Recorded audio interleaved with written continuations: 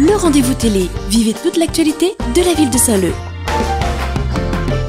Bonjour à tous et à toutes, merci de m'accueillir chez vous. Mercredi 19h30, vous regardez le rendez-vous télé. En voici le sommaire. Une émission ce soir largement consacrée au développement des Hauts de Saint-Leu. La semaine dernière, la ville de Saint-Leu et le TCO ont rendu public une étude sur le développement et l'aménagement touristique des hauteurs de la ville de Saint-Leu. Nous y reviendrons dans un instant.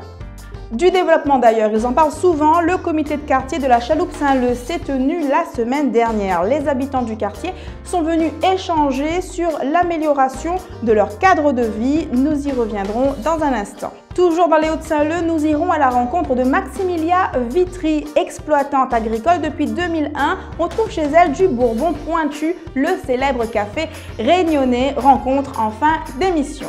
Vendredi dernier, la ville de Saint-Leu et le TCO, Territoire de la Côte-Ouest, ont rendu public une étude sur l'aménagement et le développement touristique des hauteurs de Saint-Leu. Une étude qui prévoit notamment la mise en place de restaurants panoramiques, au Plates par exemple, mais aussi le développement de l'écotourisme. On fait le point. Un camping des Hauts serait créé entre pâturage et forêt. Saint-Leu cache dans ses hautes altitudes de véritables terres de découverte. Changement on ne peut plus imminent pour les Hauts-de-Saint-Leu, du Plates à la Chaloupe, le long de la route Hubert de Lille, un développement qui se veut durable et innovant tout en préservant l'authenticité des Hauts. Objectif, implanter progressivement de nouveaux modèles économiques, améliorer l'offre touristique et surtout faire que Saint-Leu se démarque par son originalité.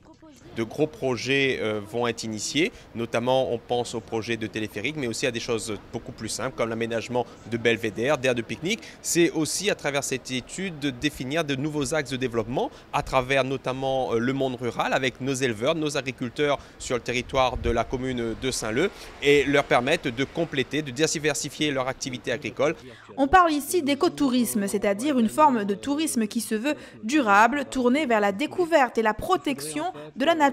Quelques exemples, dans les Hauts de Saint-Leu, ça va se traduire par la création d'un téléphérique, la mise en place d'un camping, d'un éco-refuge, mais aussi le développement de la notion de musée vivant. Grâce aux habitants des Hauts, le touriste est accueilli dans les gîtes, les maisons et les tables d'hôtes, pour aller ensuite à la découverte des grands paysages, de la cuisine et du patrimoine créole, du terroir agricole. Le musée vivant, c'est la mise en valeur du patrimoine et de la culture de tout ce territoire. Donc, il y a des projets qui visent à faciliter la vie des habitants et des touristes en mettant en place des navettes sur cette route Hubert de Lille. Ces navettes desserviront également la zone des Hauts, permettront d'accéder plus facilement au territoire des Hauts. Il y a une liaison routière à créer aussi entre la zone pour monter jusqu'à la zone d'altitude. Préparez-vous à voir du changement dans les Hauts-de-Saint-Leu, des aires de pique-nique sont déjà en construction. Puis on monte, on arrive sur le sommet. Des fois dans les quartiers, si notre affaire y change, c'est aussi grâce aux riverains. C'est pour cela que la ville de Saint-Leu donne la parole aux habitants, notamment grâce au comité de quartier. Nous avons suivi pour vous le comité de quartier de la Chaloupe Saint-Leu. On regarde. Il répertorie des problèmes, mais surtout il propose des solutions. Dans les comités de quartier, les Saint-Leusiens ont la parole et ils se font entendre. Il existe plusieurs comités de quartier, comme celui-ci à la Chaloupe. Le but, c'est ça, c'est pour améliorer le cadre de vie de la population. Souvent, c'est lié à la sécurité, à l'hygiène, à des équipements. Et c'est vrai que c'est l'occasion de s'exprimer. Et c'est dommage que les gens se plaignent, mais quand on leur donne l'occasion de venir s'exprimer, ils ne viennent pas. On demande beaucoup aux gens de la Chaloupe de venir aux réunions quartier pour exprimer leurs besoins. Si vous voulez être informé de ce qui se passe dans notre commune, dans notre quartier, c'est l'occasion de venir informer à hausse. Comme vous êtes près de la population, c'est la meilleure occasion, quoi. Et elle est quand même assez satisfaite. Pour que la demande soit prise en compte, il existe une règle commune qui vaut pour tous les comités de quartier de la ville. Il faut que la demande soit collective et profite au plus grand nombre. De l'éclairage public à la demande de passage pour piétons, ces super citoyens ne laissent rien au hasard. Les aires de jeu, là on a reporté par contre les aires de jeu à 2014, parce qu'il faut monter un projet, il faut une étude. Il faut que ça soit sécurisé, il faut un terrain. Le chemin Léonce Bénard, dernièrement, on m'a informé que c'était en cours. Il y a une réunion qui est prévue au niveau des habitants. Et je pense que ça va être réalisé incessamment sous peu. L'éclairage public, tout à l'heure, on a entendu un monsieur qui avait fait une doléance la dernière fois. Et il nous a dit là ce soir que les travaux ont commencé hier. Micro-déchetterie, passage piéton supplémentaire, aire de jeu. Si certaines demandes ont déjà été entendues, d'autres font l'objet d'études de faisabilité. Le tout vise à améliorer le cadre de vie des habitants d'un quartier donné, dans les bas comme dans les hauts. Vous venez de le voir, les choses bougent dans les Hauts de Saint-Leu. Je vous propose de rester à la chaloupe pour parler protection de l'environnement. Là-bas, chaque jour, une quinzaine d'agents de l'association pour le développement des Hauts, l'ADH, entretiennent et embellissent les routes et sentiers et petites ravines le long de la route Hubert de Lille. On regarde.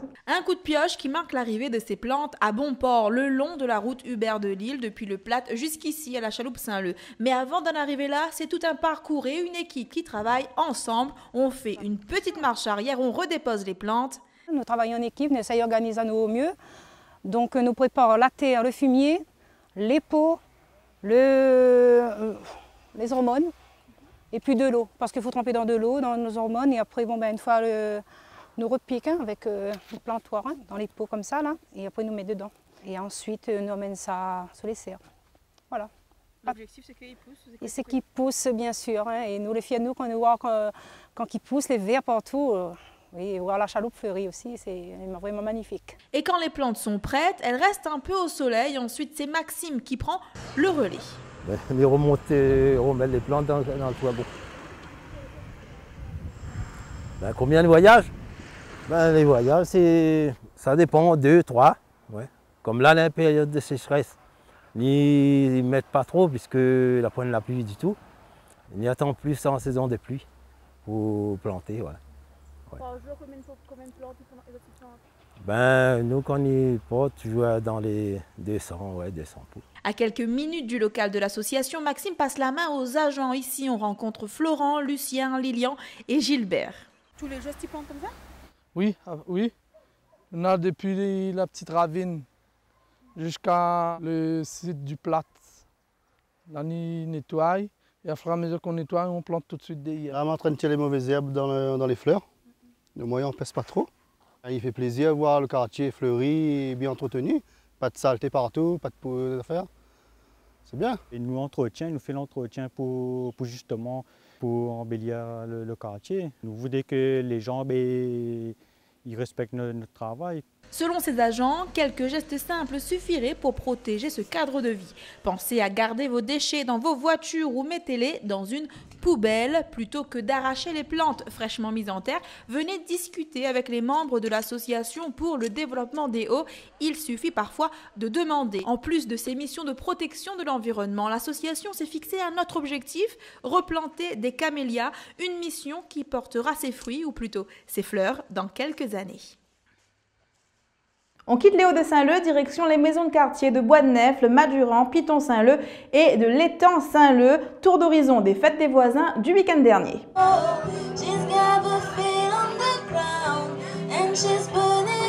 Quand les jeunes du quartier Tommy Dany prennent le micro, les riverains sont captivés.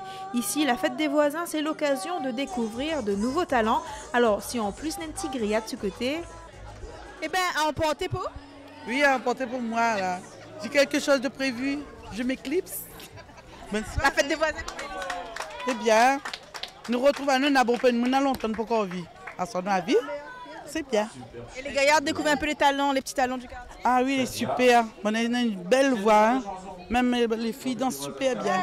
Première fois, je viens le fête quartier. Ben, vous avez. Plus, un petit peu plus haut. Dans le chemin Tommy Dany même, ils sont plus hauts.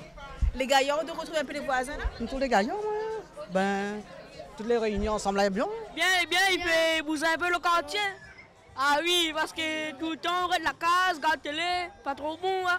Direction l'une des maisons de quartier de Bois-de-Nefle. Ici, les voisins se sont mobilisés en nombre un samedi soir dont ils profitent en musique avec des groupes de danse du quartier. Pour la soirée, l'association Bois-de-Nefle Ensemble a préféré des fruits et de l'eau. Je trouve les bien, mais il fait un peu... Il relève un peu Bois-de-Nefle parce qu'avant, Bois-de-Nefle, tu ne pouvais rien. Mais là, depuis qu'on a fait un petit... Comment? Une maison de quartier, là. Il fait un peu plaisir, un peu bonne l'ambiance. Les biens, la danseuse, les biens. C'est ça qu'on préfère, le spectacle?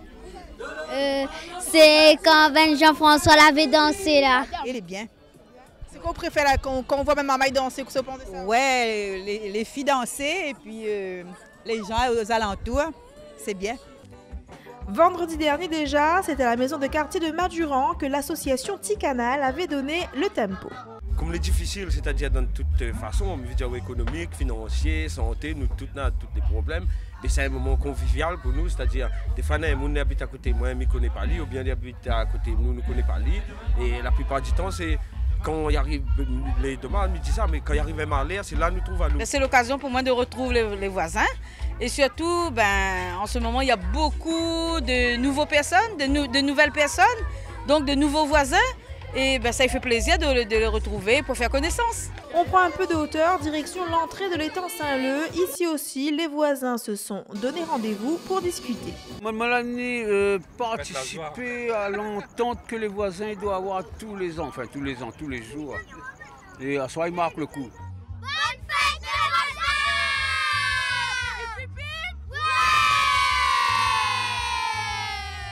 Vous l'avez vu en début d'émission, les Hauts-de-Saint-Leu cachent de nombreux trésors. Je vous propose de partir à la rencontre de Maximilia Vitry, exploitante agricole depuis 2001, fille d'agricultrice. Elle cultive aujourd'hui un trésor réunionnais, le Bourbon pointu. Rencontre. Alors vous voyez que les graines commencent depuis la base, ils montent.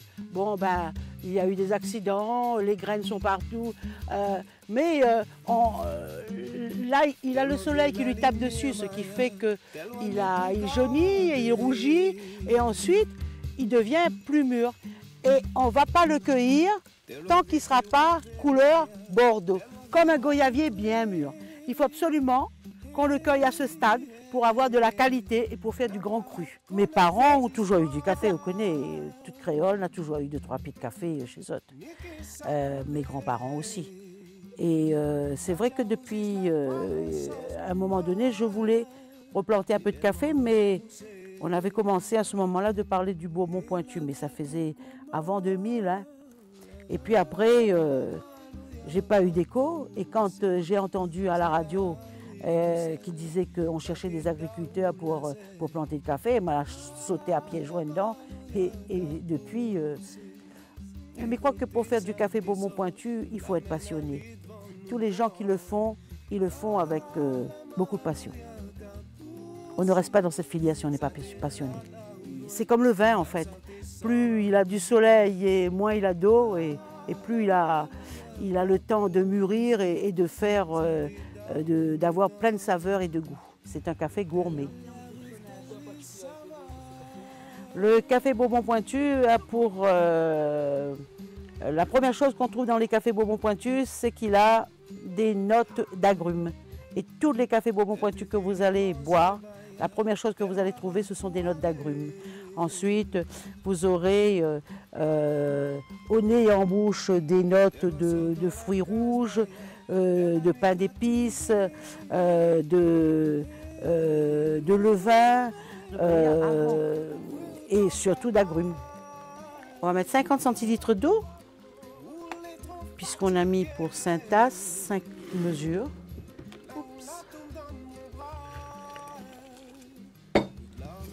On va touiller.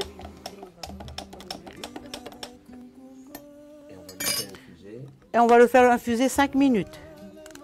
Chrono en main. Nous sommes actuellement regroupés en coopérative et nous avons à peu près 60 producteurs de café Bourbon pointu qui ne sont pas tous en production.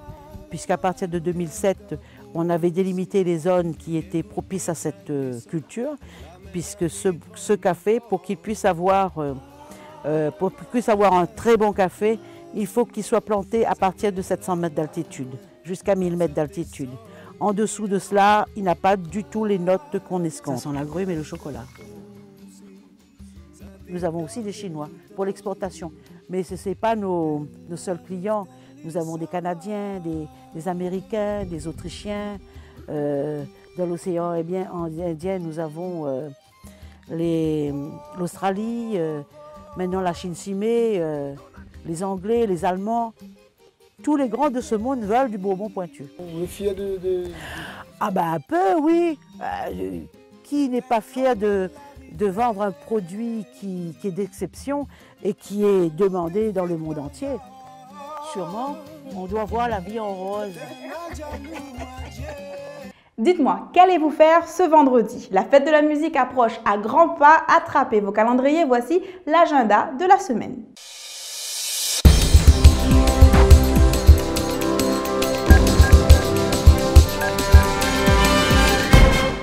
Dans votre agenda cette semaine, une fête de la musique toute particulière à Saint-Leu puisqu'elle est célébrée par des enfants. Les petits Saint-Leusiens vous donnent rendez-vous sous le parc du 20 décembre ce vendredi 21 juin à 10h du matin. Un programme qui commence avec la chorale des écoles qu'il ne faut surtout pas manquer. À midi, percussion avec les jeunes du collège de la Chaloupe. À 13h, farandole des écoles suivi du quatuor de l'océan Indien à 13h30. Venez ensuite terminer la soirée en beauté, en musique bien sûr, avec Laurence Beaumarchais. Du côté de la bibliothèque municipale de Piton-Saint-Leu, les enfants âgés de 3 à 6 ans sont invités à une séance de contes parfumés et chuchotés. Véronique Insa vous attend à 15h. Comme d'habitude, l'entrée est libre et gratuite. On prépare déjà les prochaines vacances scolaires à Saint-Leu avec Anime Vacances organisées par la ville de Saint-Leu du 15 au 30 juillet. Près de chez vous, dans les maisons de quartier, au programme boxe, capoeira et peinture. Pour plus d'informations ou pour des inscriptions, n'hésitez pas, faites le 02 62 340 703 340 703. Voilà, le rendez-vous télé touche à sa fin. Merci de nous accueillir chez vous tous les mercredis à 19h30. Un merci tout particulier cette semaine à Cindy. Voilà, je vous souhaite de passer une excellente semaine sur Télé Créole. À bientôt. La ville de Saint-Leu vous a présenté le rendez-vous télé. Rediffusion le samedi à 18h10.